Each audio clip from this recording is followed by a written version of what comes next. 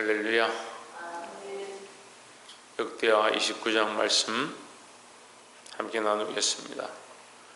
29장에서는 히스기야 왕이 이제 왕위에 오르게 되는데, 히스기야 왕은 이스라엘의 종교개혁을 일으킨 대표적인 왕입니다. 그래서 선왕으로 일컬어지고, 또 종교개혁을 통해서 사실은 이스라엘 나라를 바르게 세웠다, 그렇게 볼 수 있습니다. 그런데 이 히스기야의 개혁 가운데 우리가 이 순수한 모양들을 보아야 하는데, 첫 번째 우리가 알아야 될 것은 3절에 보시면 원년정월에 여호와의 전 문을 열고 수리하고, 4절에 제사장들과 레위 사람들을 동편 광장에 모으고, 5절에 저에게 이르되 레위 사람들아 내 말을 들으라. 이제 너희는 성결케 하고 또 너희 열주의 하나님 여호와의 전을 성결케 하여 그 들어온 것을 성소에서 없이 하라 했습니다. 자, 먼저 뭘 하느냐? 성결케 하는 일을 했다. 성결케 하는 것은 우리로 치면 뭡니까? 회개하는 것입니다. 회개하는 것은 뭘 하느냐? 6절에 우리 열조가 범죄하여 우리 하나님 여호와 보시기에 악을 행하여 하나님을 버리고 얼굴을 돌이켜 여호와의 성소를 등지고 했습니다. 자, 이 관계를 회복하는 거죠. 하나님과의 관계를 회복하기 위해서 뭘 하느냐? 첫 번째, 우리가 죄인임을 고백하는 겁니다. 우리가 하나님과의 관계가 무너졌음을 고백하고, 하나님 앞에 내가 전심을 하지 않았음을 고백하고, 내가 하나님께 범죄했다, 이렇게 고백하는 겁니다. 이 왕이 스스로 나서서 우리와 우리 열조가 범죄했다, 우리가 하나님의 성소를 더럽게 했다, 이걸 고백하는 게 쉬운 문제는 아니에요. 근데 우리는 말씀을 읽으면 그냥 말씀이 그냥 이야기처럼 글처럼 이렇게 들리는데, 실제로 온 백성들 다 모아서 자기의 잘못을 말한다, 왕이 그렇게 하기 쉽지 않습니다. 그뿐만 아니고 자기 열조가 다 범죄했다, 그 열조에는 자기의 왕들도 자기 아버지와 조상들 다 들어가니까 이 자존심을 내려놓는 거죠. 하나님 앞에 회개는요, 이 자존심을 내려놓고 인정하고 자백하는 겁니다. 자기가 죄인임을, 내가 아무것도 아님을, 내가 잘못했음을 하나님 앞에 인정해야 회개가 시작되는 거지. 근데 우리는 회개를 한다고 하는데 인정을 안 하죠. 나는 괜찮고 나는 잘했는데 다른 사람이 잘못했고 다른 사람 때문에 이렇게 됐다. 그래서 자기가 죄인임을 인정하지 않으니까 회개는 하긴 했다라고 하는데, 돌이켜서 보면 자기는 여전히 그대로 있는 거예요. 그러니까 어제나 오늘이나 영원토록 동일한 겁니다. 뭐가 동일하냐? 어제나 오늘이나 영원토록 나는 괜찮고 저 사람 때문에 문제됐다. 그래서 주기도문 통해서도 예수님께서 우리에게 가르쳐 주신 기도가 뭐냐? 먼저 용서해라. 우리가 용서했기 때문에 우리가 뭐요? 우리가 용서했기 때문에, 우리에게 지은 죄를 용서했기 때문에 우리 죄를 사해 주시는 거예요. 그 용서의 원리다. 우리가 죄인인 줄 알고, 우리가 잘못한 줄 알고, 내가 이 범죄함 때문이고 나의 잘못이고, 하나님 앞에 이 회개 자체가 나로 말미암은 것을 기억해야 되는 거예요. 그럼 내가 회개해야 되지, 옆에 사람이 회개하면 나하고 무슨 상관이 있습니까? 그럼 보세요. 옆에 있는 사람, 너는 회개 열심히 해라. 내가 가르치는 사람, 너 회개해야 된다. 그 사람도 다 회개했다. 그럼 나는 뭐예요? 나는 아무 관계 없어요. 내 회개는 내가 해야 되고, 내가 먼저 내 죄를 회개하고 하나님 앞에 온전하게 믿음으로 회복해야 된다는 겁니다. 회개의 시작은 자기의 죄인됨을 고백하고 하나님과의 관계가 무너졌음을 인정하는 것이다. 15절에 저희가 형제들을 모아 성결케 하고 들어가서 왕이 여호와의 말씀대로 명한 것을 쫓아 여호와의 전을 깨끗게 할세. 16절에 제사장들은 여호와의 전 안에 들어가서 깨끗하게 하여 여호와의 전에 있는 모든 더러운 것을 끌어내어 여호와의 전뜰에 이름에 레위 사람들이 취하여 바깥 기드론 시내로 가져갔더라 했습니다. 성결케 하는 일 가운데 자기의 죄인임을, 우리가 범죄하였음을 인정하고, 그 다음 뭘 하느냐? 하나님의 전에 들어온 것들을 꺼낸다. 우리 안에 들어온 것을 꺼내야 되는 거예요. 내가 하나님 앞에 가지고 있는 이 더러움과 죄의 모양들을 꺼내놓고 자백해야 돼요. 이것으로 인해서 내가 하나님과 막혀져 있는 것들을 꺼내와야죠. 아이고 목사님 이거 꺼내놓으면 큰일 납니다. 큰일 나는 그걸 꺼내야 되는 거예요. 그래야 부흥이 일어나는 것이고요. 우리나라가 어디서 부흥했느냐? 그 인정할 수 없고 이걸 말하면 큰일 난다라고 했던 그 교회에, 그 평양 교회에 모여서 이 큰일 날 것들을 회개하기 시작하고 자백하기 시작할 때 부흥이 일어났다라는 겁니다. 그러니까 우리가 하나님 앞에 범죄한 것, 정말 이 큰 문제, 이걸 꺼내야 되는데 항상 뭐합니까? 나는 죄인이고 내가 잘못했고 그걸로 끝나버려요. 나는 죄인이고 내가 잘못했고 하나님과의 관계가 무너져 있는 것을 아는데 뭘 하느냐? 꺼내놔야 돼요. 꺼내기 시작해야 됩니다. 실제로 우리 가정의 범죄에서 우상으로 섬기고 있던 것들, 조상 때로부터 물려받은 것들, 폐역한 생각들 꺼내놓기 시작해야 된다는 거예요. 제가 어느 할머니 집에 신방을 가니까 자기는 다 정리했고 정말 믿음으로 살고 있고, 그래서 제가 신방을 하고 기도하는데 느낌이 좀 계속 그런 거예요. 장롱 위에 뭐가 있냐? 저기 장롱 위에 뭐가 있는 것 같다. 그래서 그 위에 꺼내니까 뭐 죽은 자기 믿지 않는 그 집안에 섬겼던 그 무당들, 자기 어머니, 뭐 할머니, 자기 돌아가신 신랑, 그런 것들을 다 모아가지고 거기 먼지가 수북히 쌓였는데 거기 얹어놨다. 얹어놓은 게 문제가 아니라 거기에 대한 미련과 생각들을 가지고, 어떤 분들은 신주단지를 나는 예수를 믿겠습니다, 하나님 믿겠습니다, 교회 나와서 집사, 권사, 장로 이렇게 돼가는데도 집에 신주단지 모셔놓은 사람이 있어요. 이거는 뭐 조상 때부터 물려받은 거예요.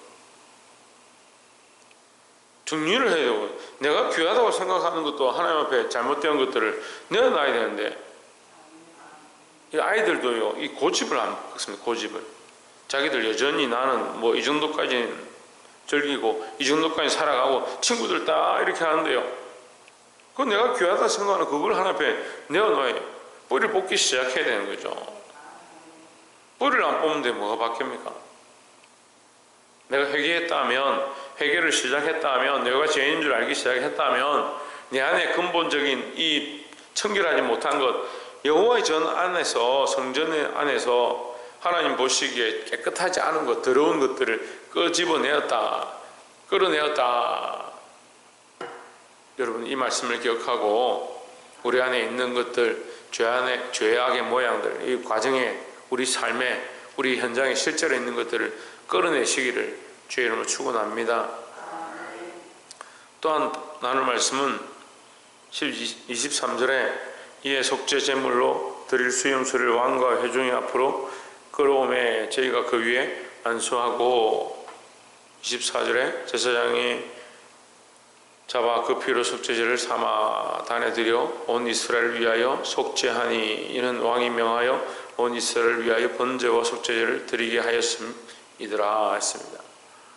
자, 여기도 끌어오죠. 뭘 끌어옵니까? 예? 뭘 끌어와요? 수염소와 수양을 끌고 오죠. 제물을 끌고 오죠. 끌고 와서 그 잡아서 죽이고 그 피를 쏟았다. 그리고 여러분 이게 무슨 말이냐면 우리 대신 죽는 거죠. 제물과 수양이 우리를 대신해서 죽는 거예요. 예수 그리스도께서 우리를 위하여 대신 죽으셨습니다. 그죠?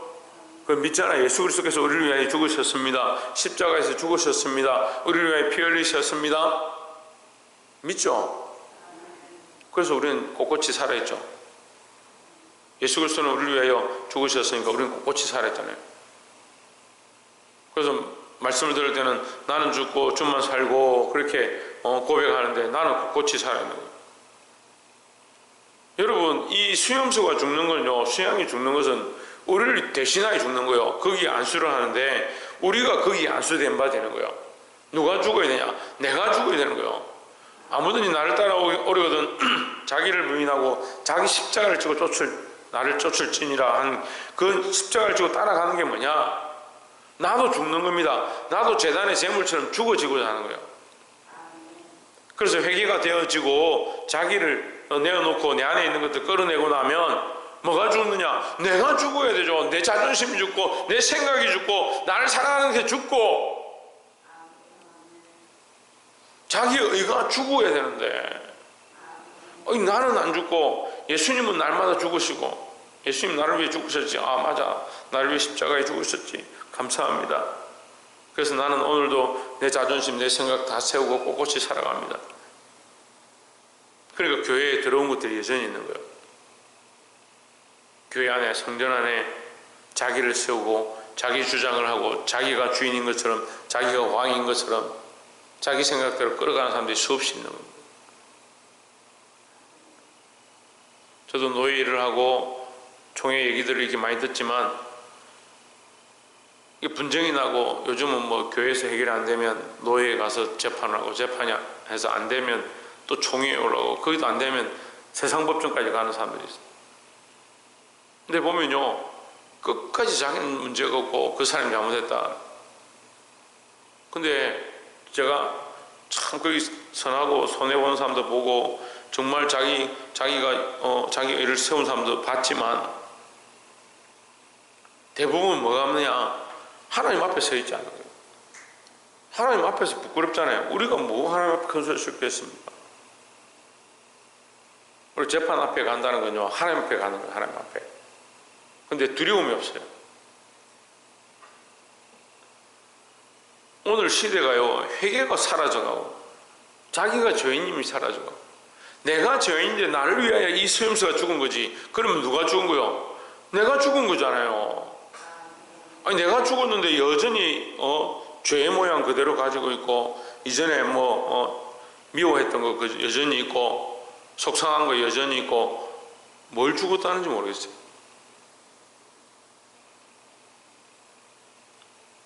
어떤 사람은 결혼할 때 30년 전에 잘못한 거 내한테 돈 띄어먹은 사람, 내한테 시비 건 사람, 내가 싫어하는 사람, 교회 안에 싫어하는 사람, 좋아하는 사람, 사랑하는 사람, 사랑하지 않는 사람 다 정해놓고 목사님 요거 딱 건들면 나는 가만히 있을 거야.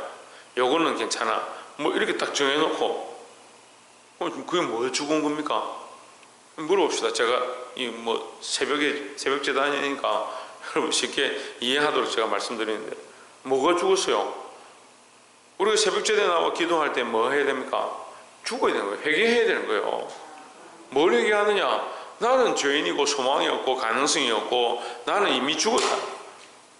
죄와 허물로 이미 죽었다는 거죠.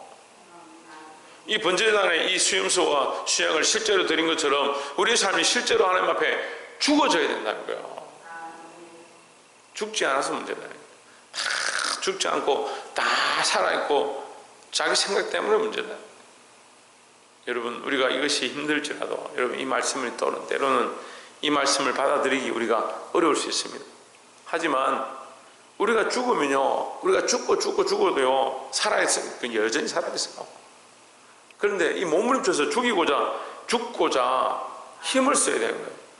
그래서 십자가를 지고 나를 따르라 할 때 그 십자가를 지고 따르는 것은 죽는 것을 얘기하는 거예요.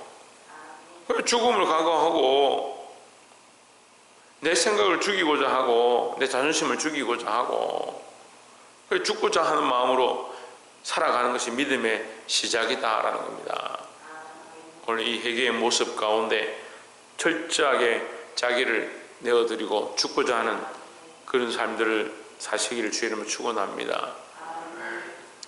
마지막으로 34절에 보면 그런데 재상이 부족하여 했습니다. 재물이 너무 많으니까 그 모든 번제 짐승의 가죽을 능히 벗기지 못하는 거로 그 형제 레위 사람이 그 일을 마치기까지 돕고 다른 제사장의 성결케 하기까지 기다렸으니 이는 레위 사람의 성결케 함의 제사장들보다 성심이 있었음이라 했습니다. 자, 우리가 때로는 말씀을 보면서 율법이 이렇게 중요하고 하나님 만드신 법이 이렇게 중요한데 왜 가끔씩 보면 다윗도 제사장밖에 먹지 못하는 떡을 먹고 여기 보면 이 레위 지파가 제사를 드리면 안 되는데 레위 지파가 제사장들을 대신해서 제물을 드리고 이렇게 좀 이해가 안 되는 부분들이 사실 있어요. 저는 어렸을 때 이런 말씀이 이해가 안 돼요. 아니 하나님 율법 그렇게 안 지키면은 뭐 백성들 죽이고 또 바리새인과 서기관들도 율법을 그렇게 중요하게 생각하는데 때로는 보면 율법이 뭐 파괴됐다 그렇게 봐야 되나? 율법이 왜 이런 식으로 될까? 그렇게 보는데 예수님께서 오셔서 제사장들에게 뭐라고 하냐? 다윗이 제사장밖에 먹을 수 없는 떡을 먹은 것을 알지 못하느냐? 율법이 중요한 것이지만 율법보다 뭐가 더 중요하냐? 생명이 더 중요하다. 그 영혼이 더 중요하고 영혼을 살리는 것이 더 귀하다라는 겁니다. 법은 왜 있느냐? 살리기 위해서 있는 거죠. 법이 심판하고 사람을 죽이고 감옥에 가두기 위한 목적으로 있는 게 아니에요. 법은 범죄하지 아니하고 그 사람이 살아날 수 있도록 그 사람이 더 선한 길로 갈 수 있도록 하기 위해서 있는 것이지.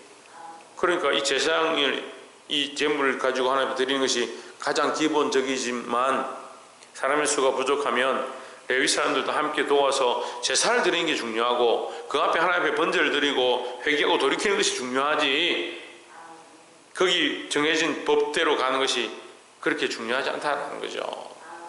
그래서 법이 필요 없다는 것이 아니고 또 어떤 사람은 은혜가 중요하다. 무조건 하나님 은혜다. 지금은 은혜 시대니까 마음대로 살아야 된다. 천만의 말씀이에요. 그럼 뭐 술 한잔 하는 게 뭐 문제냐? 주일 좀 범죄하는 게 무슨 문제냐? 하나님 앞에 있는데요. 이게 너무 헛과 백으로 나누니까 율법은 율법이고 자유는 자유고 이걸 해석을 못하는 하나님 앞에 있으면 되는 거예요. 하나님 앞에서 법을 지키고요. 하나님 앞에서 자유하면 되는 거예요. 자유하되 하나님이 세우신 법들을 따라서 그 말씀을 따라서 믿음으로 살고자 하는 것이 우리에게 필요하다. 왜? 우리는 하나님의 자녀이고 하나님의 백성이기 때문이다. 하나님의 은혜로 구원을 받은 우리가 어떻게 더 범죄하는 데 들어가겠느냐. 말씀을 맺겠습니다. 오늘 회개의 시작에 대해서 말씀을 나눴습니다. 우리가 죄인임을 아는 것, 내가 죄인임을 고백하는 것, 더 나아가서 우리 안에 있는 이 잘못되어지고 잘못 세워진 것들을 끄집어내는 것. 어렸을 때부터 잘못 가진 가치관들을 여전히 가지고 있는 사람도 있어요. 그래서 이렇게 만나서 얘기를 해보면요, 항상 자존심을 위해서 모든 걸 갖추는 사람들, 항상 남에게 보이기 위해서 생각들을 가지고 있는 사람들, 항상 자기는 착하고 선하다 그렇게 생각들을 점철해 놓은 사람들이 수없이 있습니다. 그 자체가 죄는 아니에요. 하지만 하나님 앞에 이것을 내어놓고자 해야 되는 거예요.